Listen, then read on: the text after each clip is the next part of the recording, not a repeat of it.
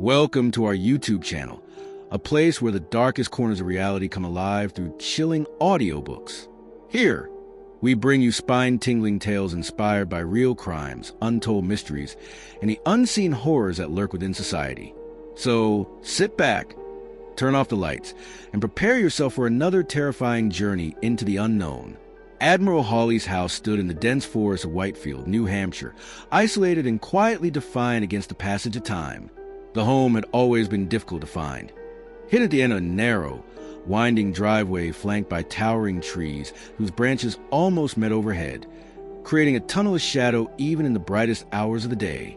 Locals seldom spoke of it, not because it was insignificant, but because it had a reputation that made even the curious hesitate.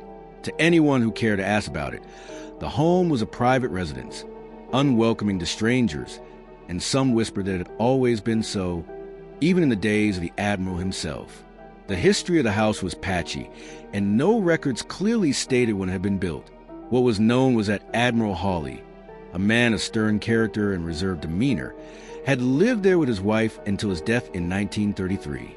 The Admiral referred to his home as Ms. N. Top, a name whose origin was long forgotten, but it carried with a sense of private pride, a declaration that this was a place of order and solitude. Hawly did not welcome visitors.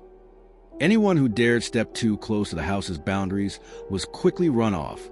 This guarded nature, this insistence on privacy, left an echo in the structure itself. Even decades later, the house seemed to resist intrusion, as if the walls themselves remembered the Admiral's desire for seclusion. 2 years after the Admiral's death, his daughter sold the property to the J family. They were ordinary people, the kind who moved to the countryside seeking peace, privacy, and space for their children to grow. At first, life in the house seemed pleasant. The J family settled in easily, and the forested isolation that might have deterred others offered them the sense of quiet and safety they had long sought. The house had a peculiar charm, high ceilings, wide corridors, and a kind of austere elegance that spoke of its previous owner's discipline. But it was a charm that carried a shadow, subtle yet palpable, and the family was yet to understand it. The trouble began when the J family decided to renovate the attic for their son, EJ. It was a simple plan, they thought.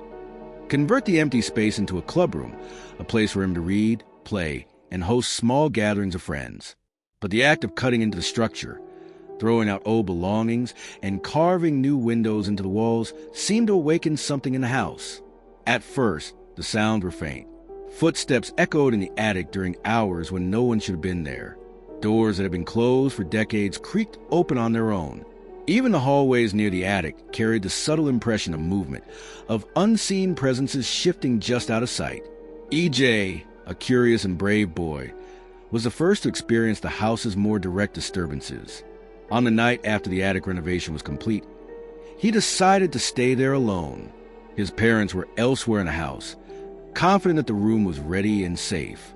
But the night proved otherwise.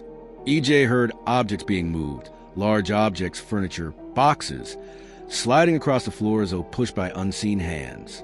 Footsteps traced the hallway outside the room, precise and deliberate, stopping only when he strained to listen more closely. He called out once, then twice, and the sound ceased. Yet, in the quiet aftermath, he could still feel a presence, a subtle weight of observation pressing against him from somewhere in the shadows. Over the following weeks, the phenomena persisted. The family, initially skeptical, could no longer dismiss the events as coincidence. Footsteps echoed in hallways when the house was empty, doors open and closed on their own, sometimes with force that made the air shiver. Small items vanished only to reappear days later in places no one had touched. The disturbances never escalated to violence, yet there was an unmistakable sense that the house was watching, waiting, and quietly enforcing boundaries set long before the J family arrived. Neighbors knew to give the house its space. Whitefield was a quiet community, and the tales of Admiral Hawly's reclusive nature had long been a part of local lore. Some recounted glimpses of light in the attic late at night, when the house should have been dark. Others spoke of a shadow moving across the windows, a fleeting figure that vanished the instant anyone approached. Stories like these were never elaborated upon in public. The community maintained a tacit understanding that the house belonged to its own rhythm, and that rhythm was not for outsiders to disrupt. The J family, despite their discomfort, did not leave. They adjusted to the subtle presences, developing routines that minimized confrontation with the unknown. Lights were left on in hallways. Doors were kept closed, and EJ rarely spent long periods alone in the attic. Yet the occurrences persisted. Footsteps continued, faint yet distinct. Items continued to move. Occasionally, a soft sound would echo through the house, an indistinct murmur, almost like a sigh, carried on a draft that threaded through the old wood and stone. The house seemed alive in a manner that went beyond structure.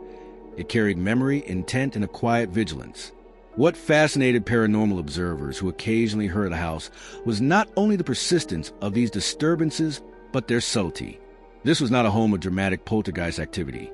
Objects were rarely thrown, shadows rarely leapt, and no one reported violent apparitions. The haunting was precise, methodical, and restrained, as though the presence within the house had rules, an understanding of boundaries, and a desire to make itself known without causing outright harm. Those who visited with permission sometimes described the sensation of being observed, of an awareness trailing them from room to room. Yet even these sensations were fleeting, disappearing when confronted, leaving only a lingering chill and a quiet uncertainty. Local historians attempted to piece together a context for the phenomena. Admiral Hawly's personality offered clues. He was known to be meticulous, disciplined, and insistent on privacy. The home's layout reflected that. Corridors that allowed visibility through multiple rooms, attics and corners suited for observation, a pervasive quiet that reinforced awareness of movement and sound. Some theorized that the disturbances were echoes of the Admiral's routines, behavioral residues imprinted upon the house through decades of repetition. Others considered the more traditional view. The Admiral's spirit, bound a home he had fiercely defended, refused to accept outsiders disturbing his carefully curated sanctuary. Regardless of interpretation, the house maintained its reputation. Visitors were not welcomed. The J family, though living quietly, shared little of their experiences. The occurrences, though benign in the sense that they caused no physical harm, carried a weight that made living in a house an exercise in constant awareness. Footsteps in the night, objects moved without explanation, and the feeling of unseen observation became part of daily life, a subtle rhythm that one learned to navigate rather than challenge. Over time, the stories of Admiral Hawly's house entered the quiet mythos of Whitefield. It became known as a place to approach with caution, a house that existed not only in physical space, but in the shared consciousness of those aware of its nature. While no one outside the family could confirm the disturbances firsthand, the narrative persisted. An attic that refused solitude, hallways that carried echoes of movement, and the sense that the house itself remembered its former owner, enforcing the order and privacy he had demanded. Visitors who did manage to glimpse the house noted its unassuming exterior. Modest architecture, a wide front porch, tall windows, and walls that seemed perfectly ordinary by daylight.